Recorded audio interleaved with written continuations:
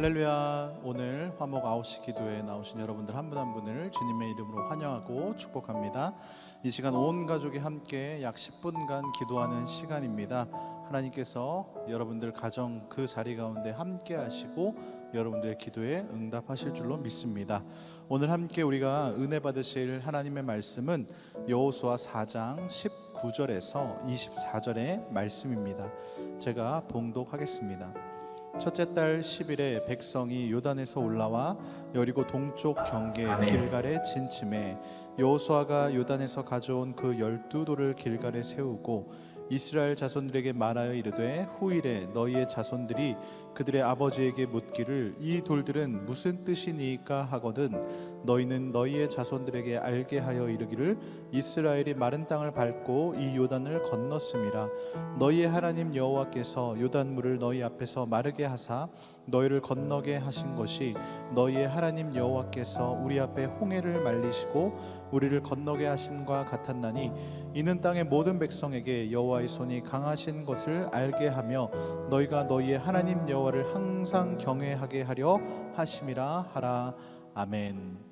오늘 이 시간 우리가 함께 읽은 이 본문의 말씀을 중심으로 말씀으로 자녀를 세우는 것이 먼저입니다 라는 제목의 말씀으로 함께 은혜를 나누고자 합니다. 지난주에 한 뉴스를 보았는데요, 그 뉴스의 타이틀이 이렇습니다. 코로나가 청소년 삶에 가져온 변화들. 이 제목에서 내용이 대충 짐작이 되시죠? 이 코로나가 청소년 삶에 가져온 변화들. 이 앵커와 기자가 질문을 서로 주고받는 형식으로 뉴스가 진행이 되었는데요, 결론은 이렇습니다.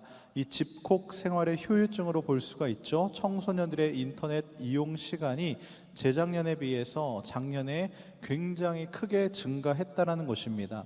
아마 올해는 더 늘지 않았나 생각해 봅니다.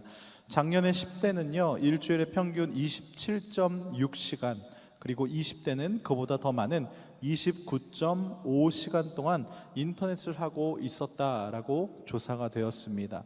이걸 계산해 보면 하루에 한 4시간 정도 인터넷만 하는 셈입니다. 그래서 이 스마트폰 과의존 위험군에 속하는 청소년들이 많다라는 것이죠. 이 스마트폰 과의존이라는 것은 스마트폰을 너무나 과도하게 이용하면서 이용 조절력이 떨어져서 문제를 겪는 상태를 말하는데요, 이 10대 청소년 10명 중에 4명 가까이가 이 스마트폰 과위험군에 속했습니다. 중고등학생들의 그 우울감도 되게 위험 수준에 도달했는데요, 우리나라 중고등학생 4명 중 1명이 일상생활을 중단할 정도로 우울감을 느낀 적이 있다라고 합니다. 여기서 말하는 우울감이라는 것은 단순하게 감정적으로 우울한 것이 아니라 2주 동안 내내 일상생활을 할 수 없을 정도로 슬프거나 절망감을 느끼는 경우를 말하는 것입니다. 참으로 안타까운 일이 아닐 수가 없는 것이죠. 그러면서 그 뉴스를 본 그 다음날 또 한 인터넷 신문 기사를 보았는데요, 제목이 이렇습니다. 청소년들 주식 도박 중독 급증, 한국교회가 나서달라. 이것도 앞에 언급해드린 뉴스와 마찬가지로 이 코로나 사태로 비대면 수업이 지속되면서 미디어 사용량이 증가한 그 청소년들의 게임과 스마트폰 중독 문제가 너무나 심각하다라는 것입니다. 저는 이런 기사들을 보면서 우리의 다음 세대들인 청소년들을 참 사회에서 많이 걱정하고 있구나라는 생각이 들었습니다. 그 사회의 입장에서 볼 때 우리 그 청소년들이 미래의 다음 이 나라를 이끌어갈 세대들 아닙니까? 그런데 사실 이 스마트폰 과의존이나 이 게임 중독 같은 것은요, 코로나 이전부터 꾸준히 있었던 일입니다. 이 코로나가 가져온 여러 가지 면에서의 부정적인 면이 있겠지만 저는 목사로서 작년부터 지금까지 이어져 온 이 코로나로 인해서 무엇보다 우리 기독 청소년들의 신앙의 문제가 가장 크다라고 생각을 합니다. 그나마 주일마다 교회에 나와서 말씀을 들으면서 교제를 나누었던 그런 부분들이 사라지면서 말씀으로 그 믿음의 뿌리가 내려져야 할 이 중요한 시기에 이들이 그냥 세상의 풍파에 휩쓸려서 믿음의 그 새싹마저 밟혀져 버린 것은 아닌지 걱정이 된 것입니다.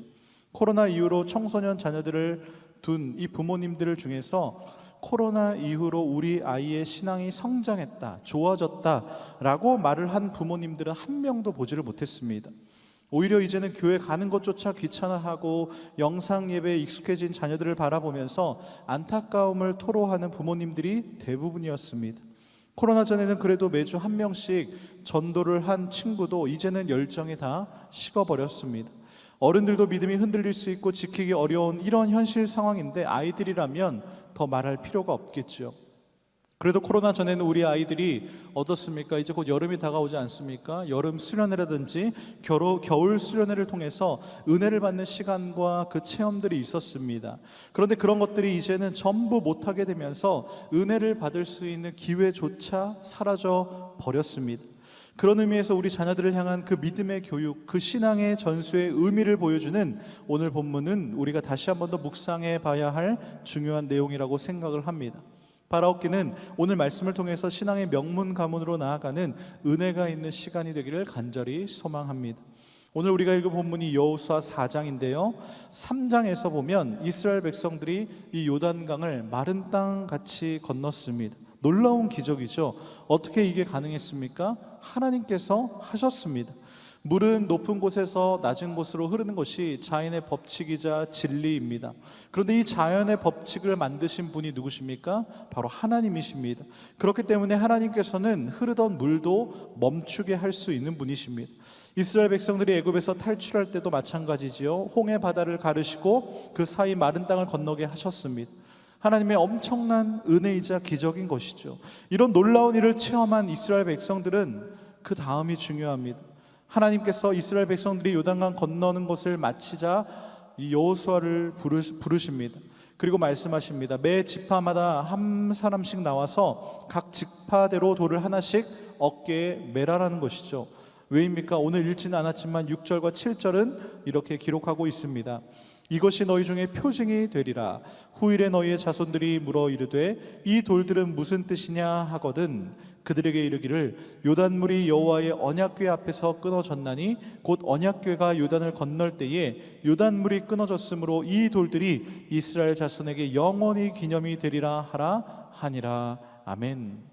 그렇습니다. 하나님께서는 그 돌을 사용해서 표징을 삼기를 원하셨습니다. 그 표징이 무엇입니까? 오늘 우리가 함께 읽은 20절의 말씀을 보니까 길갈에 가서 기념비를 세우라고 하는 것입니다. 우리가 학교 다닐 때 수학여행 중에 어떤 역사 유적지를 탐방할 때가 있지 않습니까? 그럴 때에 큰 돌로 기념비를 세운 것을 우리는 보곤 했습니다. 우리는 그 기념비를 보면서 옛날에 이런 일이 있었구나라는 것을 우리는 역사를 배울 수가 있었던 것이죠. 마찬가지로 길갈에 세운 그 기념비를 통해서 나중에 자라나는 후손들이 그것을 보고 아빠, 엄마, 이 돌이 무슨 뜻이에요? 라고 물을 때에 하나님께서 하신 일, 곧 요단강의 물이 언약궤 앞에서 끊어졌고 마른 땅을 건너게 하신 것을 말해 주라는 것입니다. 그러면 그 자녀들은 예전에 있었던 그 일과 그 의미에 대해서 듣고 알게 되겠지요. 그것을 통해서 궁극적으로 하나님이 원하셨던 그 뜻과 마음은 무엇일까요? 오늘 본문의 마지막 24절의 말씀입니다. 이는 땅의 모든 백성에게 여호와의 손이 강하신 것을 알게 하며 너희가 너희 하나님 여호와를 항상 경외하게 하려 하심이라 하라. 아멘. 그렇습니다. 땅의 모든 백성들이 여호와의 손이 강하신 것을 알게 하며 하나님을 영원토록 경외하게 하려는 것입니다. 돈과 명예와 권력 등이 아무리 강해 보이더라도 세상에서 가장 강한 것은 바로 우리 하나님 아버지시다라는 것이죠. 땅의 모든 사람들이 바로 주의 능력이 얼마나 강하신가를 알도록 하는 것, 무엇보다 나의 자녀들이 그 사실을 알도록 하는 것이 너무나 중요하다라는 것입니다. 이스라엘의 어린 아이들을 한번 생각해 보십시오. 당시에 그 이스라엘 어린 그 조그만 아이들이 엄마 아빠 손을 잡고 요단강을 건널 때에 정말 그냥 신나서 걸어갔을 것입니다. 지금 이게 무슨 일이 벌어지고 있는지도 아마 전혀 관심이 없었을 거예요. 혹여나 부모님이 해주신 이야기를 듣고 알았더라도 금방 잊어버렸을 것입니다. 이것은 어른들도 마찬가지입니다. 사람은 망각의 동물이라고 하지 않습니까? 이스라엘 백성들은 과거에 홍해 바다를 건넌 경험도 있었습니다. 그런데 이 광야 생활을 하면서 그런 것들 다 잊어버리지 않았습니까? 요단강을 마른 땅같이 건넌 것도 마찬가지입니다. 그래서 하나님께서는 이것을 잊어버리지 않도록 하기 위해서 기념비를 세우게 하신 것이죠.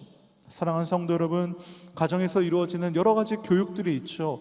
가정에서 인성 교육을 할 수도 있고 수학 아니면 영어, 국어 여러 가지 교육이 있지만 가장 중요한 교육은 바로 이 신앙 교육입니다.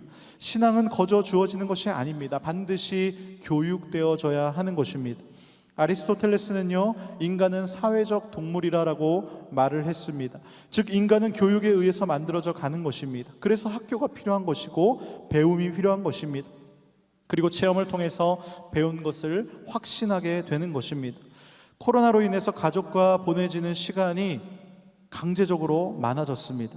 제가 설교 서두에 코로나가 청소년 삶에 가져온 변화들, 그 변화 중에 부정적인 면을 말씀해 드렸는데요. 그 기사의 내용에서 긍정적인 면은 그 가족과 보내는 시간이 늘면서 가족 관계에 긍정적인 변화를 끼쳤다라는 것입니다.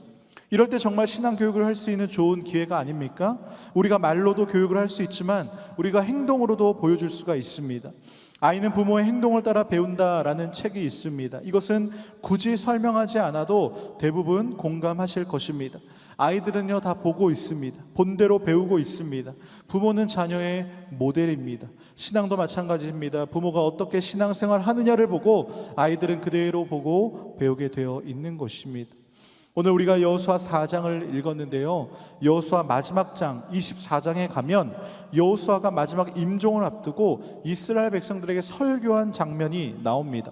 그는 치열한 전쟁을 치르면서 가나안 땅을 정복하였습니다. 그런데 이스라엘 백성들을 바로 보니까 이 그들의 신앙이 바로 서 있지 않은 것을 본 것입니다. 그래서 그가 이렇게 이야기를 합니다. 여호수아 24장 15절의 말씀인데요, 만일 여호와를 섬기는 것이 너희에게 좋지 않게 보이거든 너희 조상들이 강 저쪽에서 섬기던 신들이든지 또는 너희가 거주하는 땅에 있는 아모리족 속의 신들이든지 너희가 섬길 자를 오늘 택하라. 오직 나와 내 집은 여호와를 섬기겠노라 하니. 자, 이렇게 여호수아가 이야기하자 바로 이어서 16절에서 백성들이 대답합니다. 백성이 대답하여 이르되 우리가 결단코 여호와를 버리고 다른 신들을 섬기기를 하지 아니하오리니. 아멘. 그렇습니다. 여호수아의 말을 들은 백성들은 여호수아에게 오직 하나님만 섬기겠다라고 말을 합니다. 그렇습니다. 믿음의 다음 세대, 우리의 자녀들은 부모 세대들이 경험한 그 하나님의 놀라운 일들에 대해서 알아야 합니다. 그리고 경험해야 하는 것입니다. 사랑하는 성도 여러분, 부모와 자녀들이 살아가는 삶의 방식이 조금 다를 수는 있습니다. 세대 차이가 나는 것은 어찌 보면 당연한 일입니다. 우리는 그 다름을 인정해야 합니다. 하지만 하나님을 향한 우리의 그 신앙은 한결같이 같아야 하는 것이죠. 한 방향을 온 가족이 바라보면서 나아가야 하는 것입니다. 믿음의 계보는 그냥 거저 얻어지는 것이 아닙니다. 노력과 헌신이 필요합니다. 기도가 필요합니다. 삶의 본이 필요한 것입니다. 장기간의 코로나로 인해서 표류하고 흔들리고 있는 우리 자녀들의 그 믿음과 신앙을 말씀으로, 신앙으로 바로 세우는 일에 전력을 다하면서 우리 아이들이 바른 신앙의 길을 잘 걸어갈 수 있기를 주님의 이름으로 축원합니다. 이 시간 말씀을 놓고 생각하며 기도하는 시간을 가지기를 원합니다. 주님, 그렇습니다. 우리의 믿음의 다음 세대들이 말씀으로 다시 세움을 받게 하시고 하나님의 손이 강하다는 사실을 기억하게 하시고 경험하며 살아가게 해달라고, 특별히 코로나 시대에 하나님 그들이 신앙을 잃어버리지 않게 해달라고, 믿음을 잃어버리지 않게 해달라고, 우리의 가정에서 정말 신앙 교육이 온전히 바로 세워질 수 있도록, 이루어질 수 있도록 해달라고 이 시간 주의 이름 부르며 함께 통성으로 기도합니다.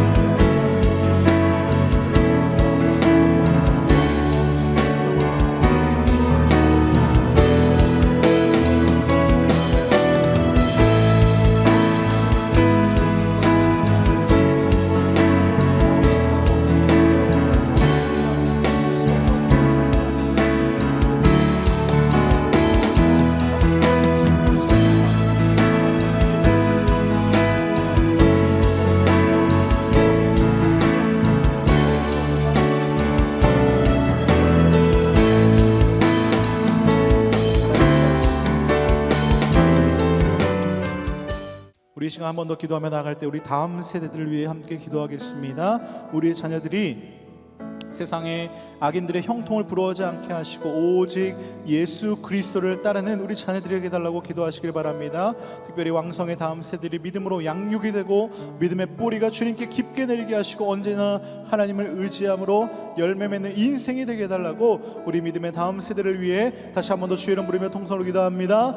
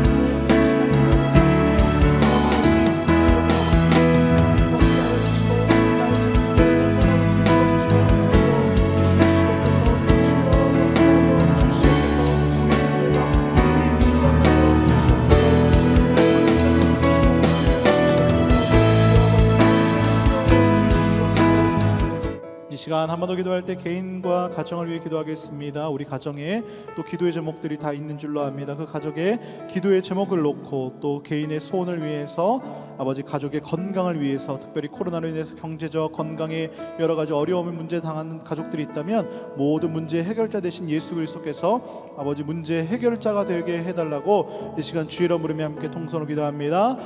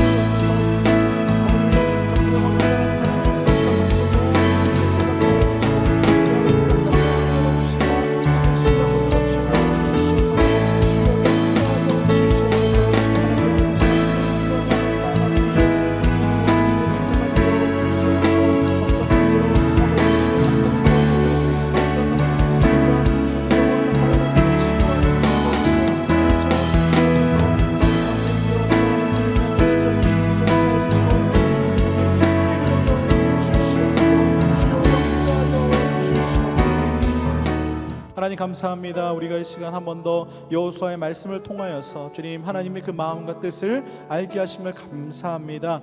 우리의 신앙, 우리의 믿음이 아버지 그 계보가 잘 이어지게 하여 주시옵소서. 우리의 자녀들이 우리 부모님들의 신앙의 모습을 보고 그 본을 잘 따라갈 수 있도록 은혜 내려 주시고 특별히 코로나 시기에 이들의 신앙과 그 믿음이 흔들리지 않도록 주여 지켜보아여 주시옵소서. 이제는 우리 주 예수 그리스도의 은혜와 하나님의 무한하신 사랑하심과 성령님의 교통 충만하신 은혜가 온전히 하나님 그 믿음의 신앙의 계보를 잘 물려주며 물려받으며 믿음의 명문 가문이 되기를 원하며 주님 온전히 하나님의 뜻만을 바라보며 하나님이 가신 그 길을 온전히 걸어가기를 원하는 우리 사랑하는 모든 왕성 가족들 머리머리 위에 이제로부터 영원토록 항상 함께 있을지어다. 아멘.